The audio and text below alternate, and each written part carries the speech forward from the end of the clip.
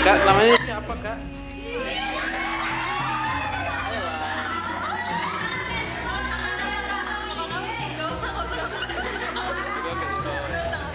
Oke, Kak. Siapa namanya, Kak? Oh, Kak Kirin. Terima kasih, Kak. Oke. Ya, Kakak siapa? Sekila. Oh, Kak Sekila. Ya, makasih Kak Sekila. Oh ya, nggak apa-apa, Kak. Permisi, Kak. Nama Kakak siapa?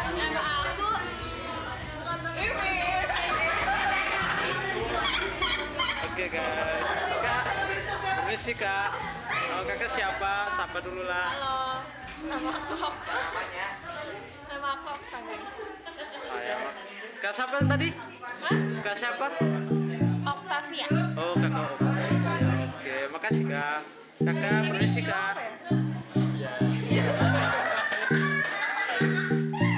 Kenapa? Nama siapa, Kak? Nama saya Alvin. Terima kasih, Kak. Oh, Kak Samuel. Kakak? Nama aku Tiana.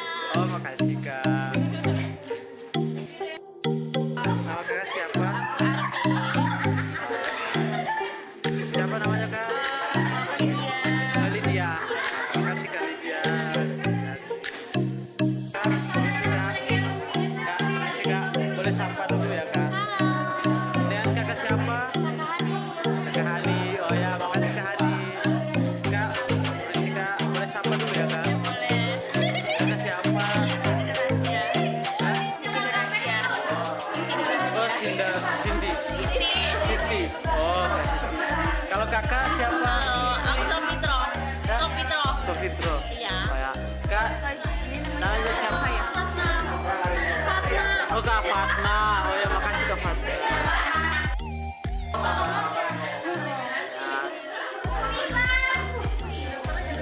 Kak, namanya siapa? Asia.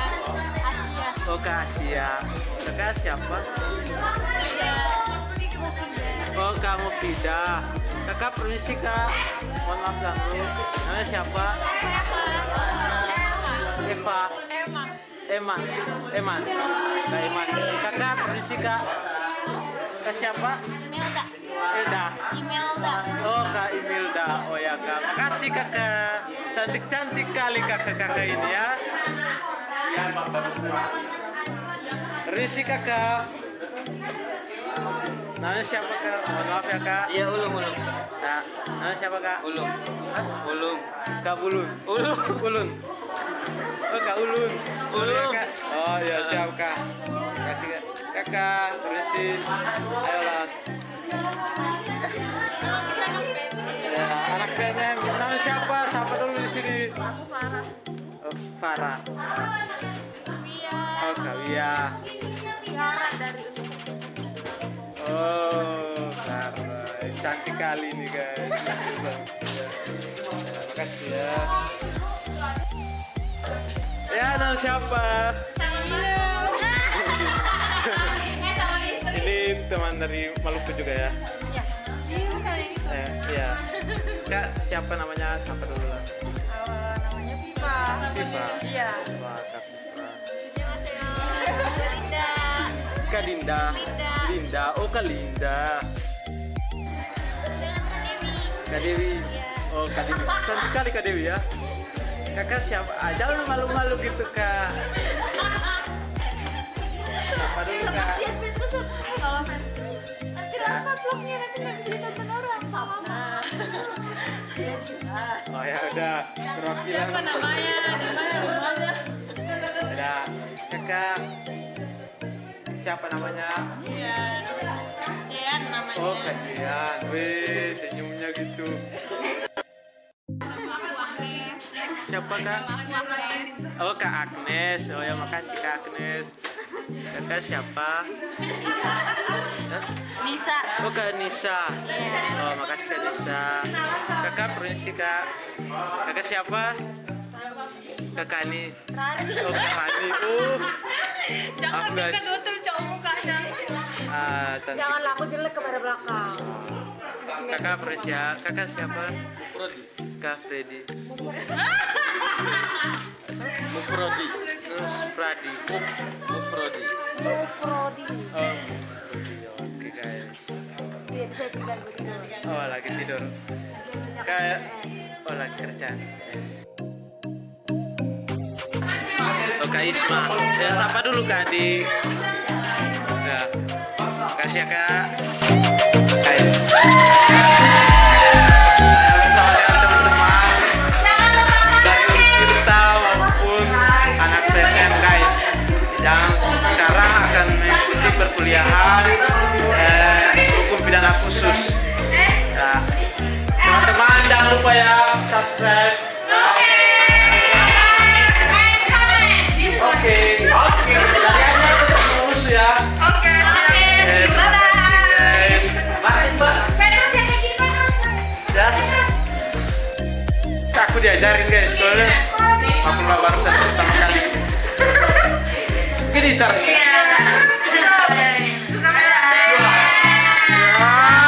Dua, tiga. Hai semuanya. Hai. Kakak ini cantik-cantik tampan-tampan.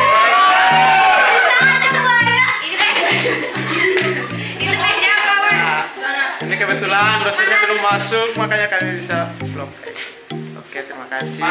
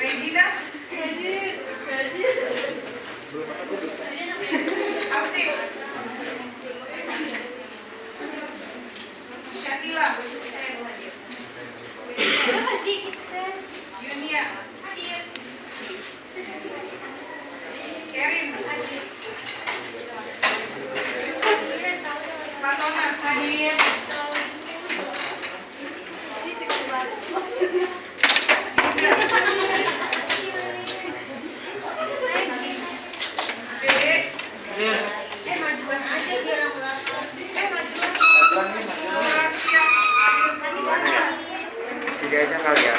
Hadir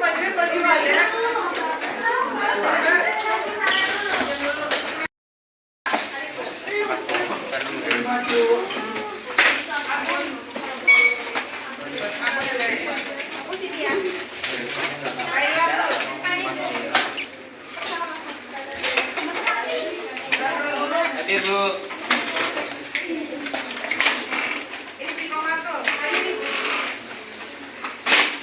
Siti Nur Anissa. Akina. Herdi. Hadir Bu. Nur Arifah. Hadir Bu. Siti Safitra. Linda.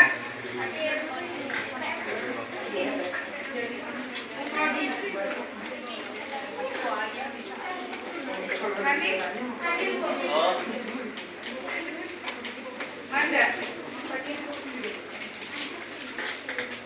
Natasha.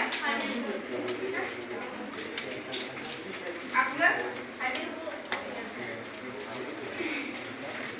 Ratu.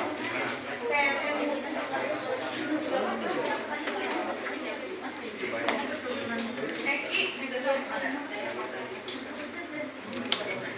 Sarah.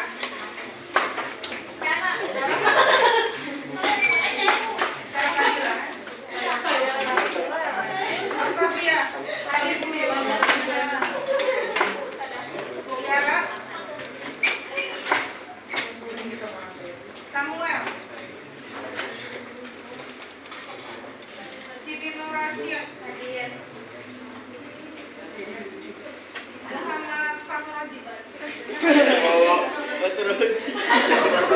Rizky mau Sulaiman. Hadir.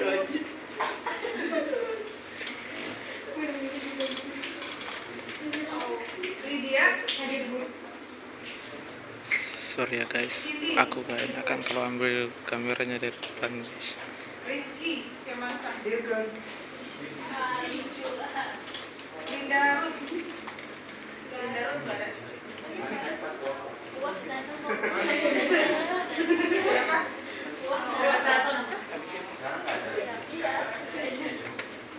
Oke, dipersilakan untuk kelompok 1 silakan. Assalamualaikum warahmatullahi wabarakatuh. Shalom Om Swastiastu, Namo Buddhaya, Salam Kebajikan bagi kita semua. Yang terhormat Ibu Reina dan teman-teman sekalian, sebelumnya terima kasih atas kesempatannya yang telah diberikan kepada kelompok kami untuk mempresentasikan apa yang menjadi topik pembahasan kita pada hari ini. Namun sebelum melangkah pada pembahasan, izinkan saya untuk mengenalkan diri saya dan juga kelompok-kelompok saya. Saya pribadi sebagai moderator, Dewi Wulandari, dan pemateri saya ada pemateri 1, Dian Katamima, pemateri 2, Nur Maharani, pemateri 3 ada Muhammad Irfan Gifari, dan pemateri 4 ada Farah Sabila, serta pemateri 5 ada Istihara. Dan tak lupa saya mengenalkan moderator saya yaitu Zulfadila Putri.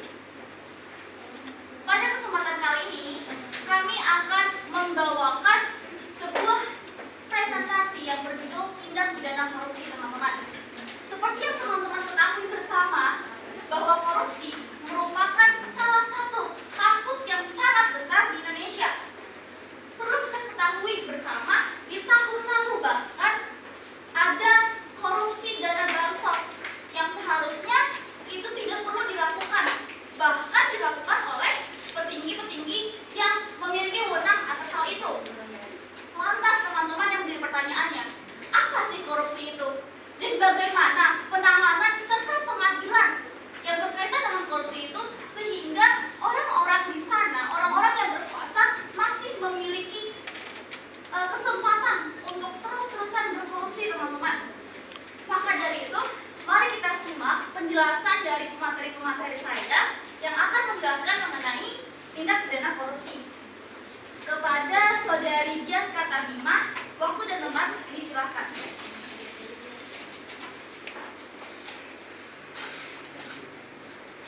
Baik, sebelumnya saya mohon izin untuk menjelaskan bagian saya. Yang pertama itu sebelum kita masuki ke lebih dalam dulu masalah tindak pidana korupsi ini, kita harus tahu dulu apa pengertian hukum pidana khusus dan hukum pidana umum. Yang pertama saya akan menjelaskan hukum pidana umum. Hukum pidana umum dapat dikatakan sebagai hukum pidana dalam bagian kodifikasi hukum KUHP. Pengertian hukum pidana umum menurut Mat Hatum pada PAV Laminatam adalah hukum pidana yang dengan sengaja telah dibentuk untuk diberlakukan bagi setiap orang atau umum. Namun secara singkatnya agar kita mudah memahami, hukum pidana umum adalah adalah sebuah peraturan atau tindak pidana yang diatur di dalam KUHP. Oke, next. Yang kedua adalah hukum pidana khusus, yaitu hukum pidana khusus merupakan ketentuan-ketentuan hukum pidana yang secara material berada di luar kodifikasi KUHP. Undang-undang di luar kodifikasi ini misalnya undang-undang korupsi, undang-undang narkotika, undang-undang terorisme, dan lain sebagainya. Nah, jadi singkatnya, hukum pidana khusus ini agar kita mudah memahami adalah suatu peraturan tindak pidana yang diatur di luar KUHP. Tapi kalau saya pernah mendengar penjelasan di YouTube barusan juga, itu hukum pidana khusus ini bersifat sebagai pelengkap hukum pidana umum, pelengkap mengiringi seiring berkembangnya hukum pidana umum. Baik, next slide. Nah, jadi hukum pidana khusus ini banyak ya, salah satunya ini tindak pidana korupsi yang akan kami jelaskan.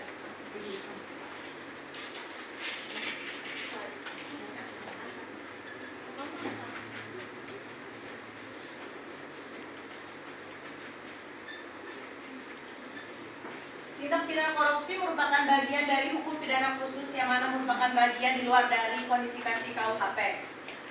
Menurut Undang-Undang Tindak Pidana Korupsi, definisi tindak pidana korupsi secara gamblang dijelaskan dalam pasal 13 Undang-Undang Nomor 31 Tahun 1999 tentang pemberantasan tindak pidana korupsi atau Undang-Undang Tipikor. Sebagaimana yang telah diubah menjadi Undang-Undang Nomor 20 Tahun 2001 tentang perubahan atas Undang-Undang Nomor 31 Tahun 1999. Nah, ada asas-asas dalam pelaksanaan tindak pidana korupsi ini sesuai dengan Undang-Undang Nomor 30 Tahun 2002 tentang Komisi Pemberantasan Tindak Korupsi. Ada 5 asas. Yang pertama adalah kepastian hukum. Jadi kepastian hukum ini kita harus berlandaskan sesuai kepastian hukum, misalnya undang-undang serta keadilan dalam setiap kebijakan penyelenggaraan negara. Karena kan undang-undang merupakan kepastian hukum yang ada di Indonesia. Yang kedua ada keterbukaan. Keterbukaan ini artinya bersifat terbuka, tidak ada tertutup. Semua masyarakat berhak untuk memperoleh informasi yang benar dan tidak ada diskriminatif. Yang ketiga akuntabilitas. Artinya setiap hasil harus bisa dipertanggungjawabkan. Keempat ada kepentingan umum. Jadi di sini harus mengutamakan kepentingan umum, kesejahteraan bersama, tidak boleh ada timpang sebelah atau mengutamakan kepentingan pribadinya. Yang terakhir adalah proporsionalitas, yaitu harus mengutamakan hak serta kewajiban. Mungkin itu saja dari saya. Saya serahkan kepada moderator. Baik, terima kasih kepada pemateri pertama yang telah memaparkan penjabaran mengenai materi-materinya yang berkaitan dengan pengertian hukum pidana khusus, hukum pidana umum, dan juga asas dari tindak pidana korupsi. Selanjutnya, ada pemateri kedua yang akan menyampaikan materinya kepada pemateri kedua. Waktu dan tempatnya disilakan.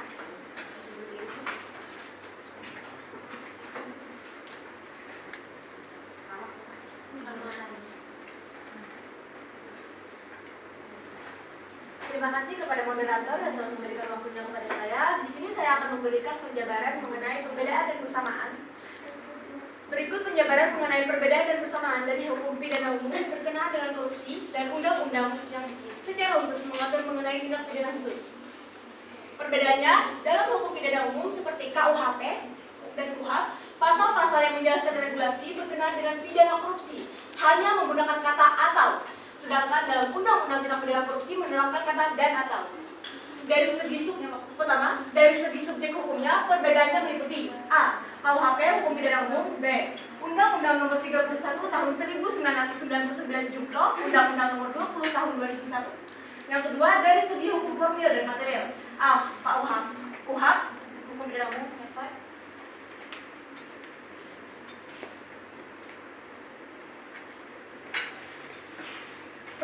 Penyidik, pejabat Polri, dan pegawai negeri sipil.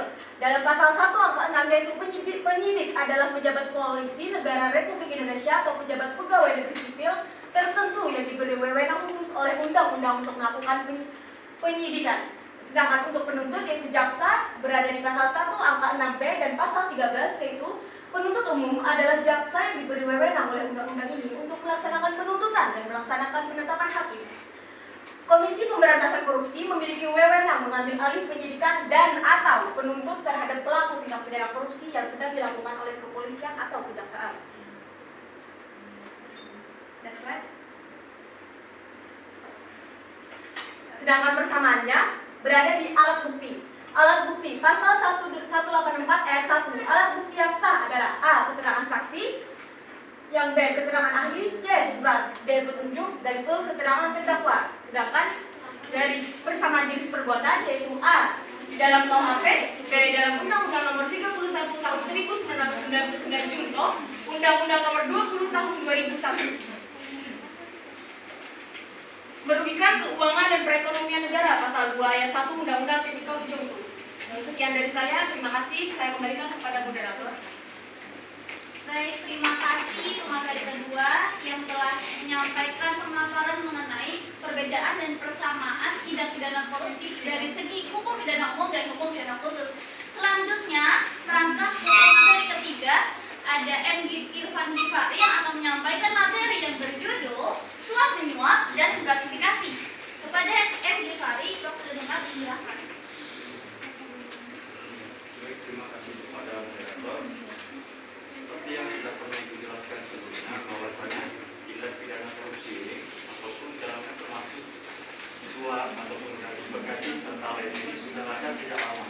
dan bukan terjadi ataupun fenomena yang baru-baru ini terjadi.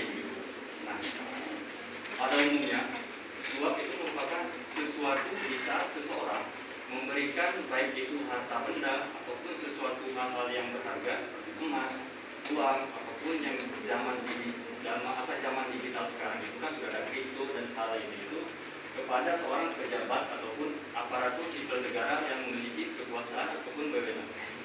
Nah, suap menyuap juga memiliki konsekuensi ataupun sanksi seperti yang dipaparkan pada layar Infokus bahwasanya Undang-Undang Nomor 20 Tahun 2001 tentang perubahan atas Undang-Undang Nomor 31 Tahun 1999 tentang pemberantasan tindak pidana korupsi memuat hukuman pidana untuk keempat tindakan korupsi tersebut: suap, uang pelicin, pemerasan, dan terkait jabatan diatur dalam pasal 5 ayat 1 dengan pidana maksimal 5 tahun dan atau denda maksimal 250 juta rupiah.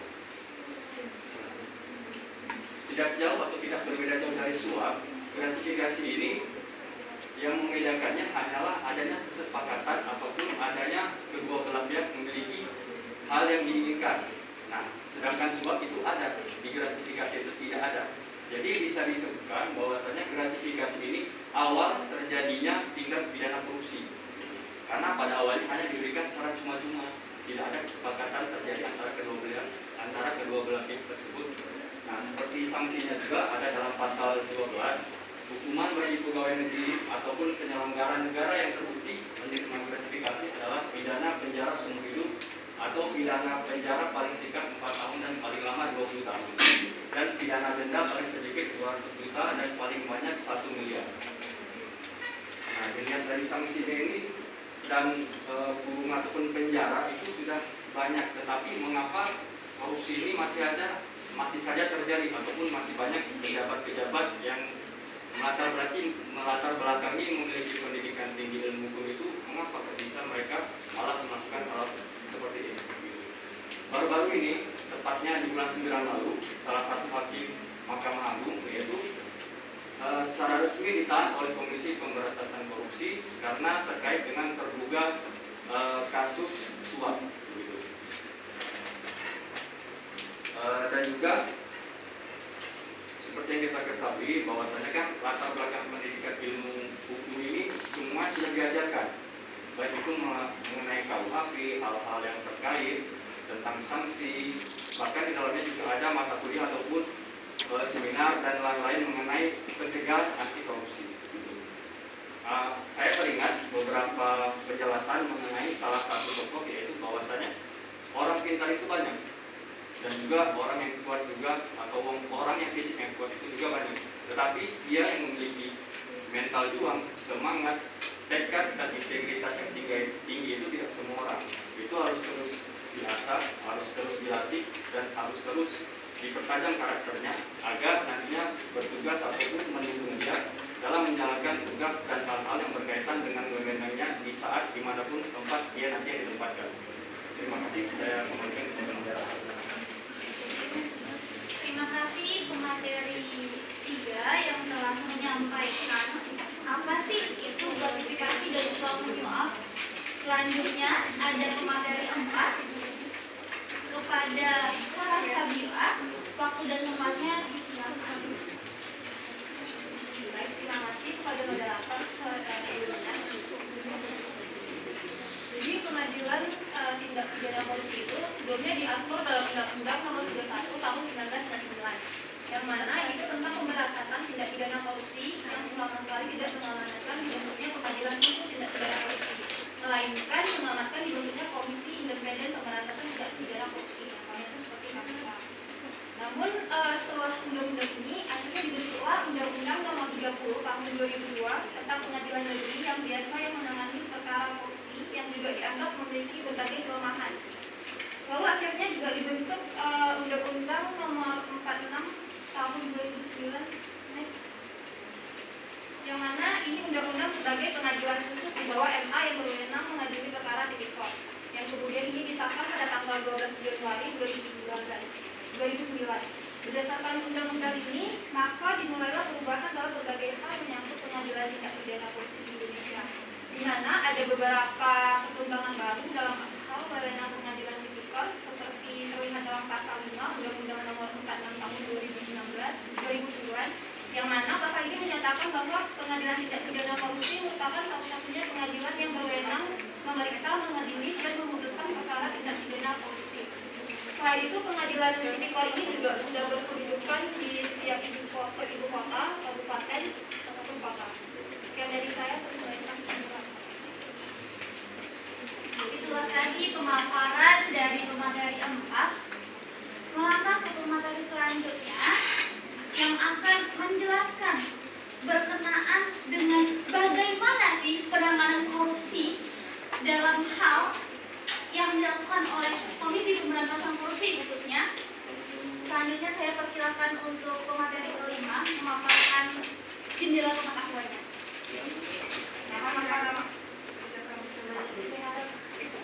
Terima kasih kepada moderator. Saya akan menjelaskan tentang penanganan tindak pidana korupsi oleh KPK. Berdasarkan asumsi yang menjadi dasar pembentukan Undang-Undang Tindak Pidana Korupsi dan Undang-Undang Pengadilan Tindak Pidana Korupsi, bahwa semua perkara tindak pidana korupsi adalah sama, diproses melalui prosedur yang sama, diajukan oleh lembaga yang berbeda, dan diadili oleh pengadilan yang sama. Maka ada beberapa alternatif pengaturan tindak pidana korupsi. Yang pertama tuh, semua tindak pidana yang termasuk kategori tindak pidana korupsi adalah tindak pidana biasa atau umum. Tempat pengaturannya dikembalikan ke dalam KUHP. Lalu, tetapi penegakan hukumnya menjadi perhatian yang khusus dan kebijakan penegakan hukumnya diprioritaskan kembali kepada kebijakan legislasi pada tahap awal, yaitu mengefektifkan pasal-pasal KUHP untuk memberantas perkara tindak pidana korupsi. Lalu dari tindak pidana korupsi yang biasa tersebut dibuat kriteria sebagai tindak pidana korupsi yang dikualifikasikan sebagai tindak pidana korupsi yang luar biasa, sehingga perlu ketentuan tersendiri sebagai hukum pidana khusus untuk menangani kejahatan korupsi yang luar biasa ini. Sifat eksepsionalitas penanganan tindak pidana korupsi hanya ditoleransi kepada tindak pidana korupsi yang termasuk kategori luar biasa. Semua aparat penegak hukum yang menangani perkara tindak pidana korupsi diberi wewenang yang sama dan tunduk kepada hukum, prosedur, atau acara yang sama, kecuali terhadap penanganan tindak pidana korupsi yang termasuk kategori luar biasa. Lalu oleh sebab itu, kewenangan KPK sebagaimana dimaksud dalam pasal 11 Undang-Undang Nomor 30 Tahun 2002 perlu diubah dengan menempatkan KPK diberi tugas untuk melakukan penyidikan dan penuntutan hanya terhadap perkara tindak pidana korupsi yang termasuk kategori luar biasa dengan menggunakan prosedur hukum acara pidana yang menyimpangi dari hukum acara pidana yang umum sebagai bentuk pengecualian kategori yang luar biasa dengan menggunakan prosedur yang luar biasa tersebut hanya dimiliki oleh KPK. Sedangkan polisi dan jaksa diberi wewenang untuk menangani perkara tindak pidana korupsi yang termasuk kategori biasa dengan menggunakan prosedur hukum acara pidana umum. Saya kembalikan ke moderator. Terima kasih. Baik teman-teman sekalian, itulah tadi pemaparan dari pemateri saya mengenai jendela pengetahuannya yang berkaitan dengan tindak pidana korupsi. Tibalah kita pada sesi tanya jawab teman-teman. Namun sebelumnya saya ingin memberikan pertanyaan kepada materi, apakah sesi tanya jawab ini akan dirampungkan atau apa sih? Akan ditampung atau langsung dijawab? Pertanyaannya 3 saja ya. Baik, hasil dari pemateri bahwasanya pertanyaannya akan ditampung terlebih dahulu. Baik teman-teman yang ingin bertanya silahkan angkatkan tangannya dan sebutkan nama serta kelompoknya. Udah lebih ya? Media dulu. Media. Silakan saudari.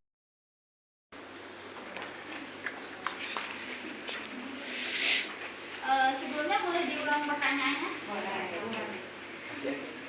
Nah, tadi kan sudah dijelaskan mengenai jenis perbuatan tindak pidana korupsi, salah satunya itu suap menyuap. Nah, suap menyuap ini kan tujuannya ada tujuan antara kedua belah pihak, ada kesepakatan antara kedua belah pihak, makanya ada pemberi suap dan penerima suap. Nah, yang menjadi pertanyaan saya, bagaimana peran turut serta dalam perkara tindak pidana korupsi, serta bagaimana hukuman kepada pelaku turut serta dalam perkara tindak pidana korupsi suap menyuap ini salah satunya.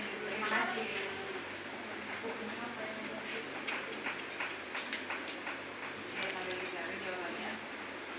Apa ada yang bisa menjawab? Boleh? Baik, saya ulangi pertanyaannya. Bagaimana peran turut serta tipikor serta bagaimana hukuman kepada pelaku turut serta dalam hal suap menyuap? Kami tampung dulu ya. Ada lagi yang ingin bertanya? Silakan. Ya, perkenalkan nama saya Kerin Salma dari kelompok 3. Dari kelompok 3. Jadi di sini saya akan menanyakan tentang tadi kan sudah disinggung ya mengenai pasal-pasal yang mengatur mengenai sanksi dari tindak pidana korupsi. Nah, walaupun sudah ada sanksi, tapi masih banyak orang yang melakukan tindak pidana korupsi tersebut. Yang akan saya tanyakan di sini, kalau kalian diberi wewenang untuk mengubah undang-undang korupsi tersebut, bagian mana yang ingin kalian hapus ataupun ganti, dan sanksi apa saja yang cocok atau bisa untuk membuat si pelaku itu jerak?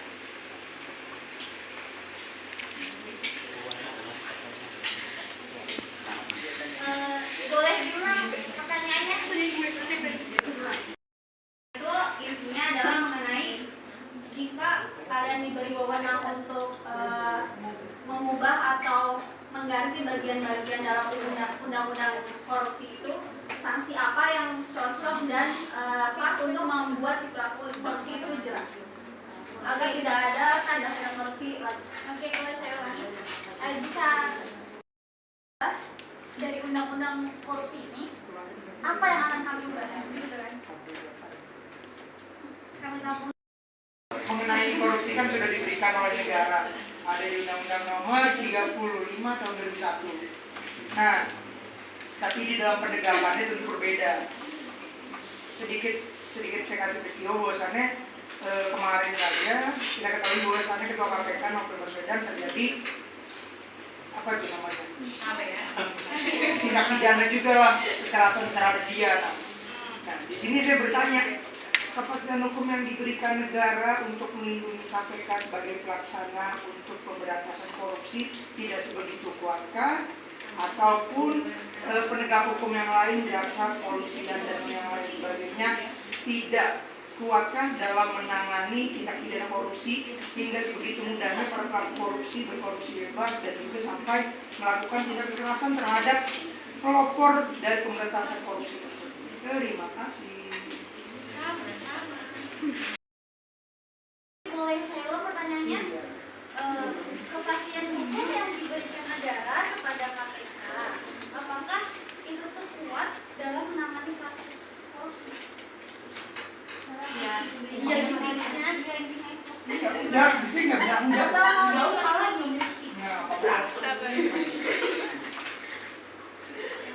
Diharapkan setiap anggota ya ini menjawab semua pertanyaan di antara dari tiga-tiganya nih. Minimal satu lah ya. Jadi saling menambahkan supaya dapat nilai. Silakan.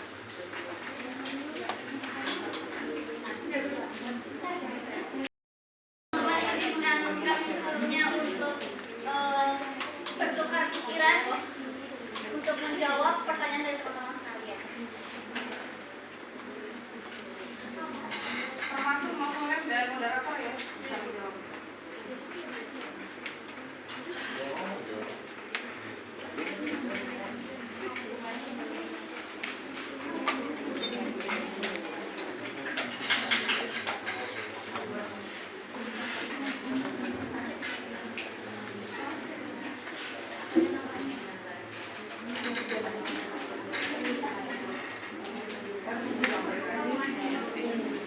Oke, teman-teman,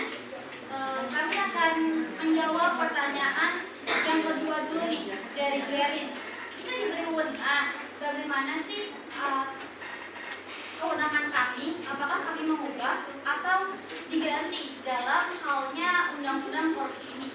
Silakan kepada saudara M. Waktu tempatnya disilakan.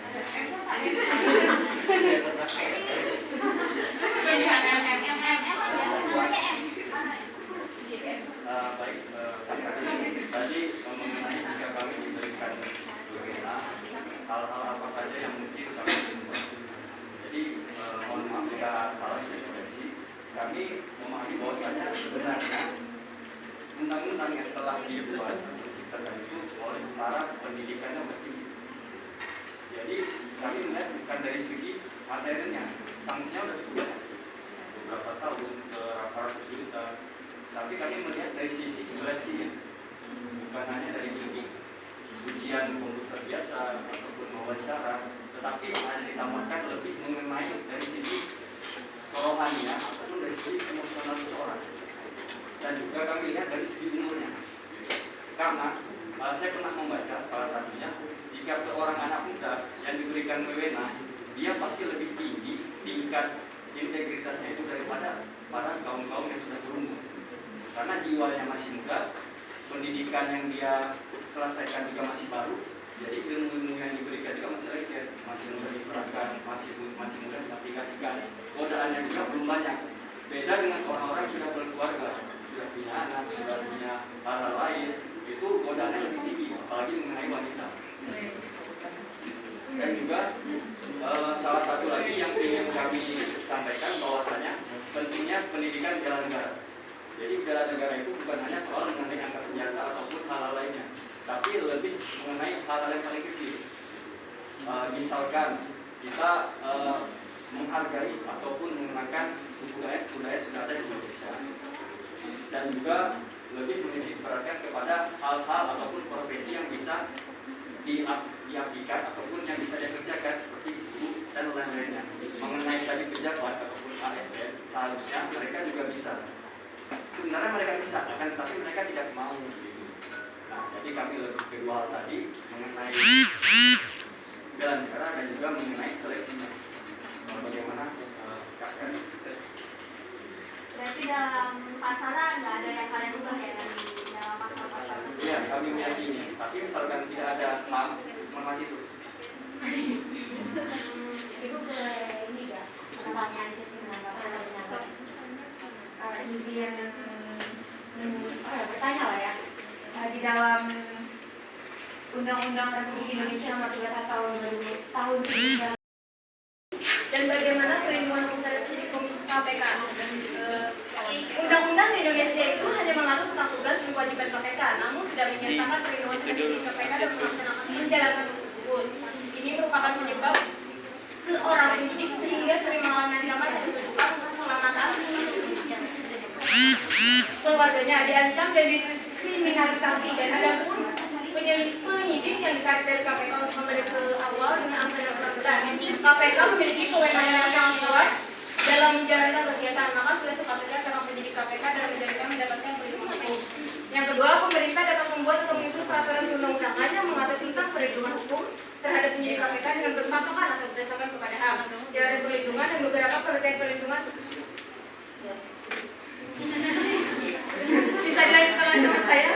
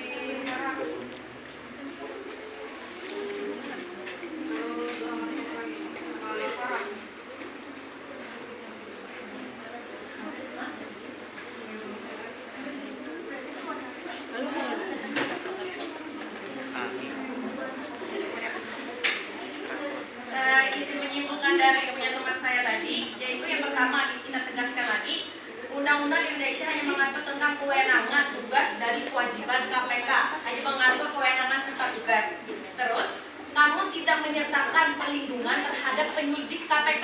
Berarti tidak ada menyertakan perlindungan terhadap penyidik KPK. Namun kami dapat sumber yang nomor 2, pemerintah dapat membuat atau menyusun peraturan perundang-undangan untuk mengatur melindungi KPK tersebut. Berarti dapat kita simpulkan bahwa dari pertanyaan tadi tidak ada lembaga yang melindungi KPK. Namun di poin kedua yang sumber kami dapatkan, boleh nanti kami bagi linknya, pemerintah dapat membuat atau menyusun peraturan undang-undang mengenai tugas perlindungan terhadap KPK ini. Mungkin terjawab? Kalau dapat berarti belum. Maksudnya? Nggak boleh. Kalau Maksudnya? nggak dapat itu berarti belum atau akan atau boleh? Ini tidak ada perlindungan. Jadi selanjutnya pemerintah boleh membuat, Boleh. ya boleh membuat peraturan. Jadi dalam Undang-Undang 35 tahun 2001 itu tidak ada. Kalau berdasarkan di sini yang saya tangkap pribadi berarti belum ada. Belum ada. Ya, karena tidak ada katanya KPK dan belum pemerintah ya belum ada. Belum kuat. Yang mendapatkan perlindungan hukum itu hanya saksi pelapor gratifikasinya. Ya, kepala saksi, pelapor serta ada di pasal 15 tadi kami baru saja lihat. Pasal 8. Pasal berapa sih? Pasal 8 yang berbunyi itu untuk saksi pelapor gratifikasi saja tidak aja. Terus kemudian diatur lebih lanjut pasal 15 Undang-Undang KPK yang menyebut bahwa KPK berkewajiban memberi perlindungan terhadap saksi atau pelapor. Tapi KPK-nya tidak ada lembaga yang melindunginya. Berarti itu ada, kalau saya bisa bilang berarti ada kecacatan dalam kepastian hukum yang diberikan, ada kecacatan dalam pelaksanaan hukum yang diberikan. Karena KPK melindungi, tapi dia aja tidak bisa melindungi dirinya sendiri. Iya, betul bisa kita sebut begitu, tapi lebih menguatkan ke poin 2 lagi. Pemerintah dapat membuatnya. Memang poin 1 tadi cacat, tapi yang kedua kita boleh membuatnya. Pemerintah boleh membuatnya. Tapi Ya tidak apa-apa. Ya. Kita harus berdiskusi. Ya. Iya, kita kan sesuai pengetahuan kita sendiri, kita harus berdiskusi. Terima kasih atas jawabannya sudah cukup jelas. Jadi pada intinya izin menyimpulkan pertanyaannya ada atau tidak lembaga yang melindungi KPK, tidak ada. Namun di poin selanjutnya pemerintah boleh membuat tentang perlindungan tersebut. Mungkin kata teman tadi cacat ya, saya setuju. Mungkin dari yang lain. Kami kembalikan kepada moderator. Tadi pertanyaannya siapa namanya? Dia yang pertama udah jawab belum? Udah. Yang Beda pertanyaan. Ntar dulu mau nanya dong. Tadi tanggung tadi. Biar ada temen yang jawab. Kasihan. Kita dulu ya. Diulangin ya. Kok belum dijawab? Jadi bagaimana peran pelaku sertifikat serta bagaimana hukuman kepada pelaku turut serta suap menyuapkan. Oke, akan dijawab oleh Jadi mereka yang serta lembaga itu adalah orang yang sengaja turut berbuat dalam melakukan suatu tindak pidana. Pada mulanya disebut turut berbuat itu adalah bahwa pada masing-masing peserta telah melakukan perbuatan yang sama-sama memenuhi semua unsur tindak pidana yang bersangkutan. Kemudian unsur-unsurnya pun seperti kayak memberikan sesuatu, menjadikan sesuatu, menyalahgunakan kekuasaan, menyalahgunakan martabat, kekerasan, ancaman, penyesatan, dan memberikan kesadaran. Selanjutnya akan ditambahkan oleh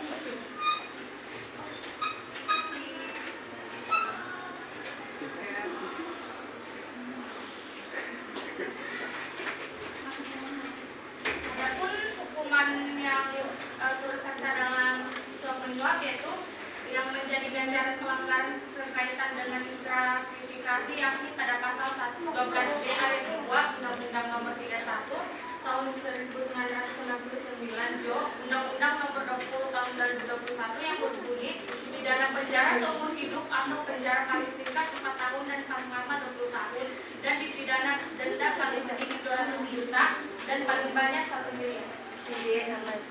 Ingat? Untuk sanksinya hukumannya si pemberi dan penerima suap itu kekuatannya sama kan? Atau ada yang tinggi atau rendah? Berat mana sih? Yang ngasih apa yang disuap?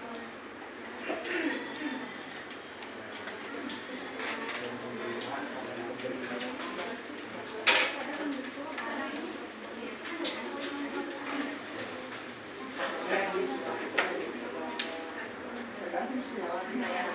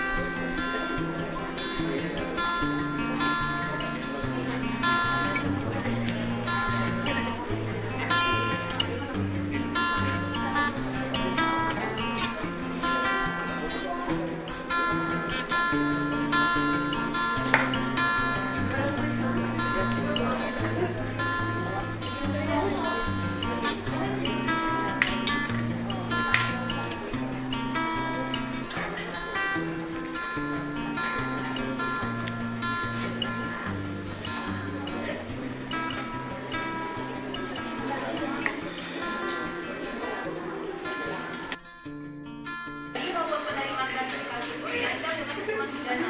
Artinya hukuman yang ditetapkan itu sama. Dia boleh apa itu? Jadi menggunakan. Soalnya ada moderator ya, seminar ya. Boleh. Silakan nih, kalau kita lihat di sini kalau yang memberi itu dia dipidana, pemberi stok itu pidana penjara yang paling lama 5 tahun dengan denda itu banyak 15 juta. Sedangkan 15 juta atau 15 juta.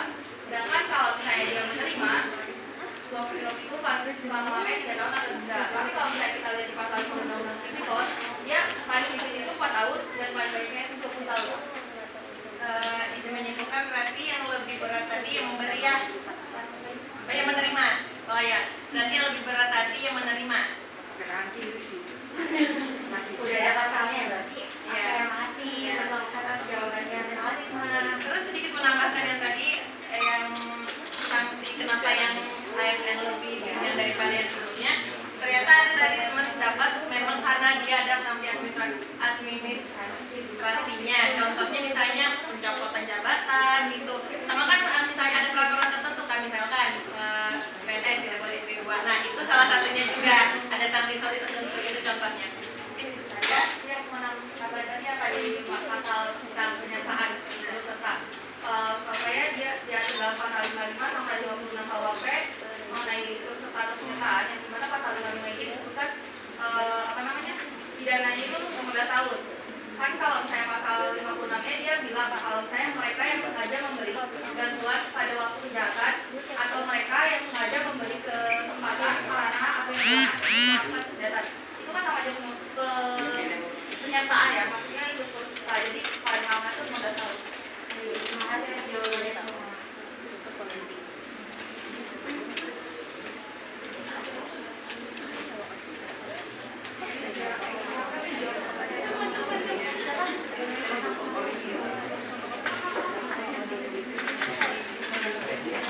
Tapi kalau misalkan yang si penerima itu melaporkan, ya, itu tidak dipidana.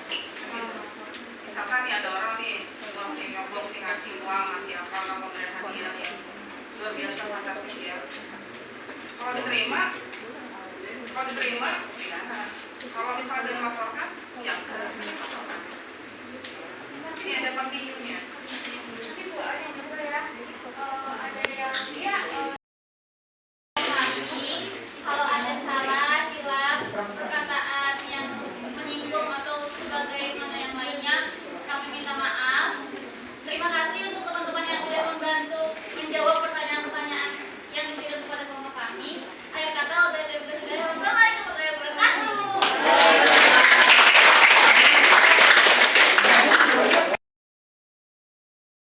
Oke guys, dari sekarang kita akan pindah kelas guys. Ayo.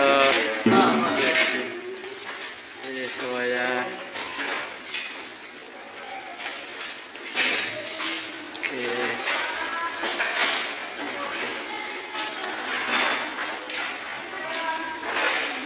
Saya akan pindah kelas. Tahu kami ke kelas mana? Kita ikut aja ya guys.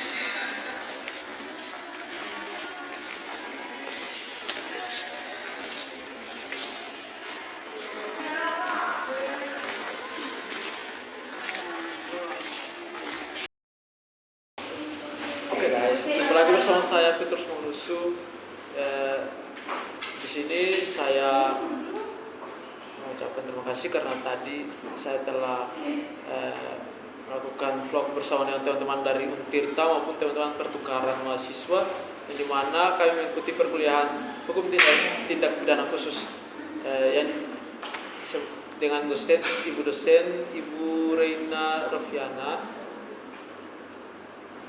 yang dimana yang tadi kami melakukan presentasi kelompok, yaitu yang melakukan presentasi adalah kelompok 1. Dan di sini vlog saya ini saya akan sampai di sini dulu.